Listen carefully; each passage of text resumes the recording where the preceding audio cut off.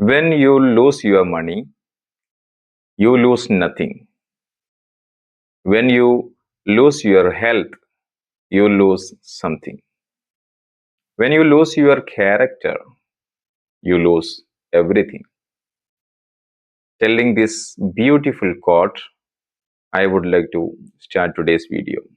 Today's video is all about the history of OK. Let's start.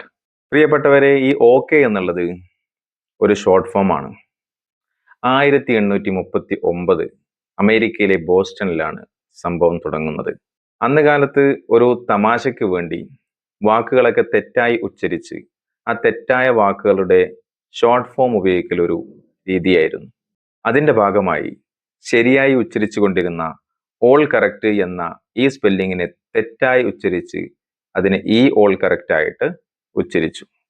അതിന്റെ short ഫോമാണ് OK എന്നുള്ളത്. തൊട്ടടുത്ത വർഷം 1840 അമേരിക്കൻ പ്രസിഡന്റ് തിരഞ്ഞെടുപ്പില് ഓൾഡ് കിൻഡർഹുക്ക് എന്ന് വിളിപ്പേരുള്ള മാർട്ടിൻ വാൻ ബ്യൂറന്റെ സപ്പോർട്ടേഴ്സ്, അദ്ദേഹത്തിന്റെ അനുകൂലികൾ, അദ്ദേഹത്തെ അനുകൂലിച്ചുകൊണ്ടും, അദ്ദേഹത്തിന്റെ പേര് ഓർക്കണം, ഓൾഡ് കിൻഡർഹുക്ക്, അതിന്റെ ഷോർട്ട് ഫോം OK എന്നുള്ളതാണ്. അദ്ദേഹത്തെ അനുകൂലിച്ചുകൊണ്ടും ഓൾ കറക്റ്റ് എന്നതിനെ സപ്പോർട്ട് ചെയ്തുകൊണ്ടും അദ്ദേഹത്തിന് വേണ്ടി മുദ്രാവാക്യങ്ങൾ വിളിച്ചുകൊണ്ടിരുന്നു. ഈ ഒരു സംഭവം രാജ്യമൊട്ടാകെ സ്പ്രെഡ് ചെയ്തു. അങ്ങനെയാണ് OK എന്നത് ആ രാജ്യത്തും തുടർന്ന് ലോകത്തെമ്പാടും പരക്കുന്നത്.